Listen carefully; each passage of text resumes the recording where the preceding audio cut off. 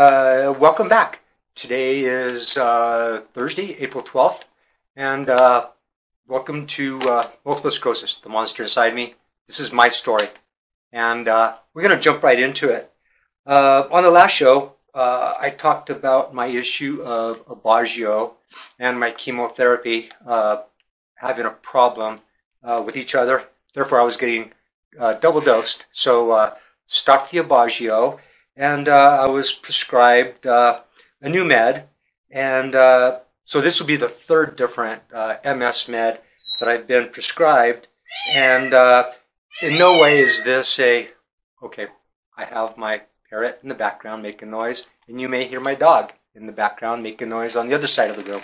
So we deal with that, not a big deal. But I wanted to say that in no way is this a advertisement or an endorsement for the MS medication Plegridy. And this is what I am taking. I started my first dose on Monday. And it's interesting how this works. It's an injectable. And I was a little leery about injecting myself with a medication. But thankfully, I read all the instructions, figured it out, gave myself the injection. And then today I had a representative of Biogen who makes the Plegridy injectable for multiple sclerosis. And she's a nurse and she's a representative of the company. And so she just wanted to come just do a well check on me, how I'm doing, explain to me how to use the medication. And she already knew that I had given myself my first dose on Monday. But so we had a lot to talk about. I was glad to have her come and just kind of confirm everything that I've been doing. But she was here a little while ago actually, and we had a chance to talk. And she was nice enough to leave me a demonstrator injectable pen so that I could demonstrate how it is used. And it's really very simple. It was very fascinating, and I want to thank Amanda for coming by and being so nice and generous, leaving the pen for me, and looking forward to having another chat with her. But I'm going to show you how this Plegridy works. I'm going to put down my book here for a second, and this is the way it looks. I'm going to show you. That's the way it looks. Very simple. It has some instructions on the back. Has a little gauge on it here. But the way it works is you take the cap off, and when you remove the cap, it arms the pen. So once you remove the cap, there's no putting it back on. You got to use it or throw it away. So what happens is, and I'll demonstrate on my arm, this is just a demonstration unit, but what you do is you take it, and I'll lift my sleeve up, you'll take it and you'll put it right here, and you'll press down on it, and it'll inject itself, and you hear it clicking. And then when the clicking stops, that means the injection is complete. You take this off, you can put the cap back on the pen, and that's when you find a special sharps container to put your used needle in, and then find a proper way to dispose of your leftover cartridge, which it was easier than I thought. I've never poked myself with a needle before, so that was a whole new experience.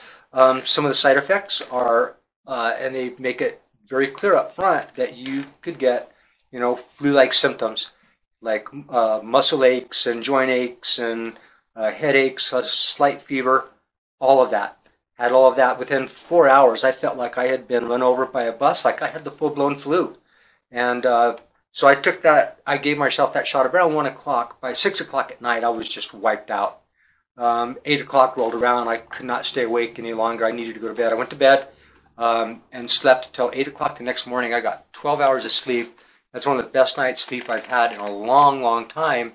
Unfortunately, it took that to get me to get back into bed and get a decent night's rest, which is unfortunate. And then since then, back to the kind of difficulty nights at sleeping. But so I've started my first dose. My next dose will be 14 days out. It'll be a little bit of a higher microdose, and then 14 days out from that will be my full dose, and they will be 14 days apart.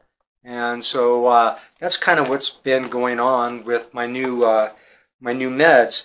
Another thing about, and I'm sure you MSers feel it, but fatigue has really become a thing for me, and I really have to fight to push forward just to get things done.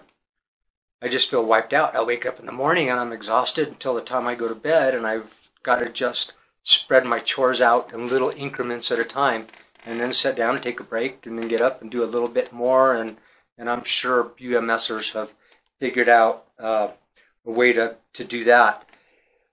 The next on the topic is coming up on Saturday, and I'm looking forward to this. We do this once a year, and it's the MS Walk for the Cure. And because of COVID restrictions, the last couple of MS walks really have not been, there haven't been any huge gatherings. They've kind of avoided that. They're going to do that again this year. They're meeting in a place across town in Albuquerque called the Hoffmantown Baptist Church, and that's where they're going to do their walk. Plan on going in there in the morning and perhaps meeting a few other MSers, and then we're going to come back to this side of town and meet the group that have walked with me for the last 2 years at Village Pizza in Corrales. And we're going to do a short walk. Who knows how long of a walk it's going to be. The weather may not be totally agreeable, so we're going to meet there and maybe take a short walk, have some really good pizza, and I'm going to just catch up with some really good friends. And I really appreciate those friends walking beside me in Corrales and showing their support.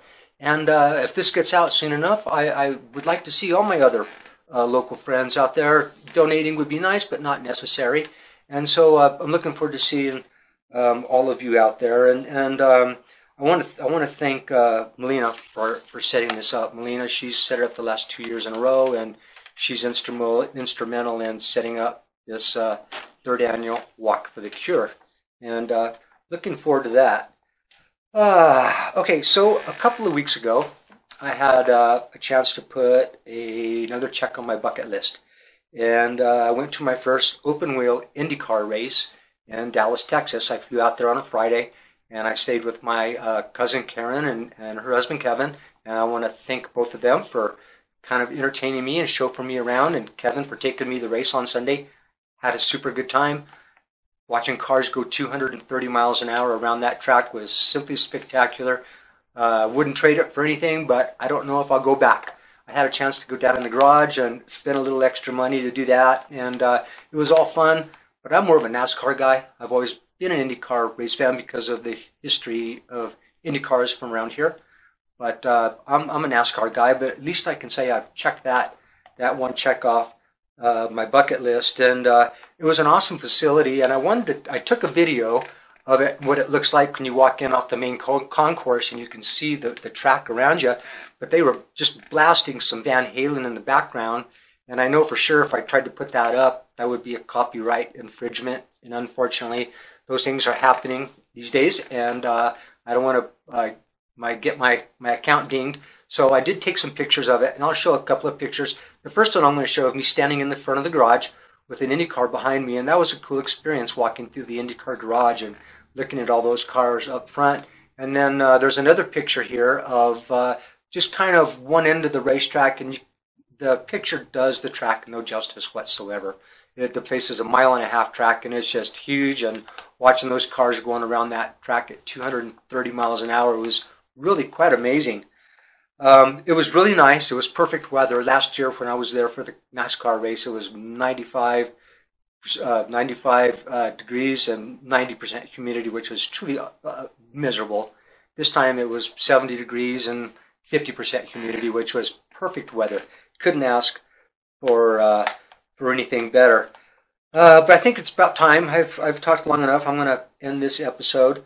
If you have any questions about my new MS medication, please feel free to leave me a message, and I will answer that the best I can. It's Plegridy, and we'll see. By my next show, I will take another dose, and we'll see how it's treating me.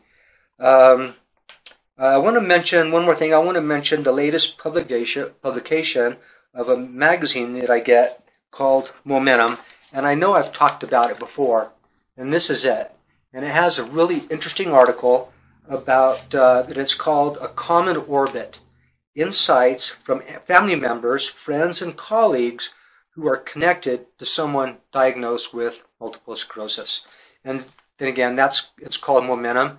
And I would recommend this to MSers and those who have someone that they know with MS.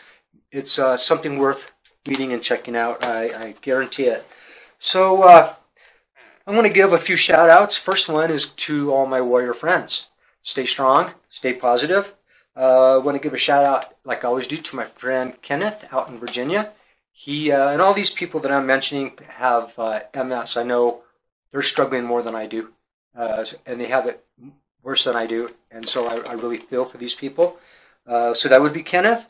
Another one would be Anne Marie in Texas. Amy here in Albuquerque, actually here in Rio Rancho, the same town I live in. And I spoke to Amy yesterday, and I'm looking forward to seeing Amy at Village Pizza on Saturday. I talked to her, and her husband's going to bring her out. And I really admire Amy, and I'm looking forward to seeing her on Saturday at Village Pizza. And all my other friends out there who watch, my gaming buddies, who are some of my biggest support. I can't tell you how much those guys mean to me and how much they check on me and look after me. So remember, my friends, fight the good fight every minute, every moment, every day. Never give up. Thank you for watching, and take care.